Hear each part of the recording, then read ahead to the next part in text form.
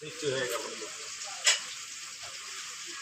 ৬০,০০০ পুত্র সন্তানের মধ্যে এর মধ্যে নারী কিন্তু একটাও নেই। ৬০,০০০ সন্তান সৃষ্টি হয়ে গেল। সৃষ্টি হলো, তার মধ্যে শ্রেষ্ঠ, তার নাম হচ্ছে ভৃগু মুনি। কি নাম? ভৃগু। ভৃগু মুনি। সবাই বসে এইরকম করে বসে স্তব করতেছে, বসে আছে, দৈববাণী আসতেছে, তোমরা কর্ম করো। আসতেছে কি? দৈববাণী, তোমরা কর্ম করো। নাকি বলছে ধর্ম করো? ধর্মের কথা বলা হয়নি, বলছে তোমরা কর্ম করো। এই যে ৩য় অধ্যায় কর্মযোগ। তাহলে তোমরা কর্ম করো।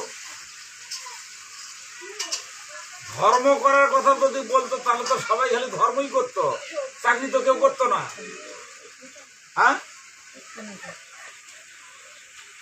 ফসল আদি তো কেউ ফলাতো না, ডাক্তার কবিরাজ তো কেউ হতো না, সেনাবাহিনীর চাকরি তো কেউ নিত না, খালি ধর্ম নিয়েই করে থাকতো, ধর্মই হতো।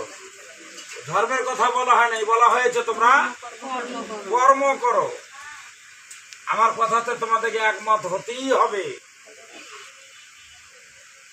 তাহলে এই যে কর্ম করো, এই কর্মটা তুমিও কর্ম করতেছো, আমিও কর্ম করতেছি। যাদের কর্মের রেজাল্টটা আসলো ভালো, সেটা হয়ে গেল ধর্ম। আর যার কর্মটা ভালো না, সেটা হয়ে গেল অধর্ম। তাহলে একটাই বস্তু কর্ম। এই কর্ম ভালো হলে হয় ধর্ম, দিক যাবে স্বর্গে। আর এই কর্ম যদি ভালো না হয় তাহলে হবে অধর্ম, দিক যাবে নরকে। তাহলে কি আমরা নরকে যাওয়ার কর্ম করব, না স্বর্গে যাওয়ার কর্ম করব? বলো জয় জয় শ্রীমদ ভগবান।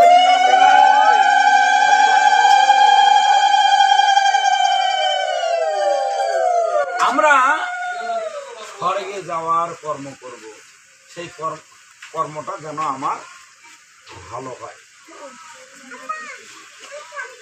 বড়লোক হলে হবে না, ধনী মানি গুণী হলে হবে না, সাম্প্রদায়িক ব্রাহ্মণ কুলে জন্ম, বৈষ্ণব ঘরে জন্ম হলেও হবে না। নিজ নিজ কর্ম নিজেরই করতে হবে।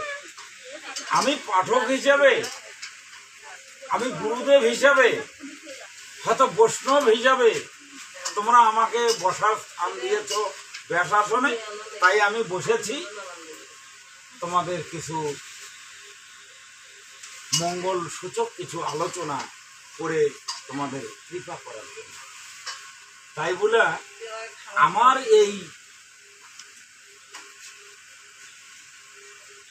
আমি ধর্মবান হতে পারি, আমি পুণ্যবান হতে পারি, আমি রূপবান হতে পারি, আমার কিছু কথা হয়তো তোমার উপকারে লাগবে। আমার যদি এতগুলান যদি পুণ্য যদি বস্তা করা বান্ধা থাকে, তোমার কিন্তু কোনো লাভ নাই। তোমার লাভ হবে তখনই তুমি যখন তোমার কর্ম করবে ভালো, তখন তুমি তোমার কর্মের ফল দিয়ে তোমার মুক্তি হবে। সাধু সঙ্গ করা ভালো, সাধু সঙ্গে যাই, সাধু সাধুর কথা বলবে, অসাধু অসাধু কথা বলবে। এই জন্য বলতে সাধু সঙ্গ, সাধু সঙ্গ সর্বশাস্ত্রে কয় লবমাত্র সাধু সঙ্গ করলে কৃষ্ণ প্রাপ্তি হয়। তাহলে সাধু সঙ্গ করা ভালো, সেই জন্য আজকে আমরা এখানে এসেছি। তাহলে এই যে হ্যাপি বার্থডে, ওদের নেটে যাবে কিন্তু। হ্যাঁ, হ্যাপি বার্থডে, শ্বাসগ্রস্ত সব ভালোই হয়েছে, সব ঠিক আছে, কিন্তু কেক কাটা যাবে না। হ্যাঁ, তুমি গোটা সফিপুর বাজার গোটা কেক তুমি সাজাও, সমস্যা নেই। হ্যাঁ, লুচি হবে, পায়েস হবে, সেগুলো আমরা করছি। এটা তো তো যা হোক, মানে যদিও আমরা করি, আমরা এগুলো করবো না আজ থেকে। যদি কেউ মনে করি তো এইগুলো যখন গুরুদেব নিষেধ করে, শাস্ত্রে যখন নাই, আমাদের ধর্মে যখন নাই, তাহলে আমরা আমার সন্তানের আবির্ভাব তিথি পালন করব। গীতা অধ্যয়ন করে নেবো, একটা অধ্যায় গীতা পাঠ হবে, সাধুগুরু বৈষ্ণব আসবে, ফল ফুল আদি ভগবান ভোগ লাগাবো, সাত্বিক ভোগ লাগাবো, তাই না? তারপরে পরমান্ন, মূল কথা, হ্যাঁ পরমান্ন, পায়েস। পায়েস কি দিয়ে রান্না করে গো মাসি? কাকিয়া বুটের ডাল আর সঙ্গে দিল। কি পরমান্ন কি দিয়ে হয়? বুটের ডাল দিয়ে। হ্যাঁ, বুটের ডাল দিয়ে পরমান্ন। ও তাহলে কি দিয়ে হয়? দুগ্ধ দিয়ে, তাই না? যে যতটুকু পারে গাভী দুগ্ধ সংগ্রহ করবে, তারপরে সেখানে মিষ্টি দেবে,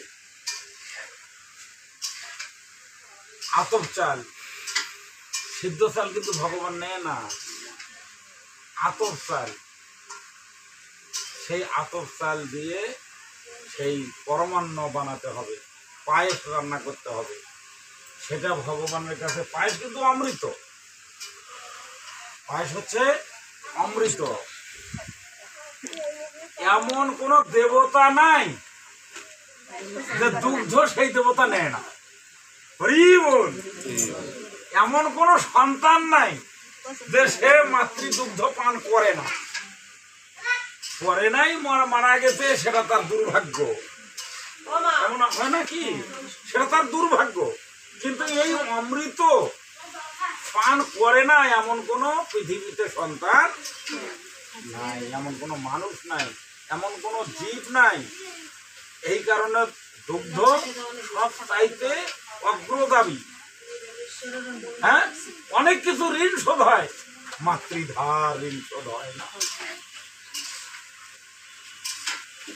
মাতৃ ঋণ শোধ হয় না।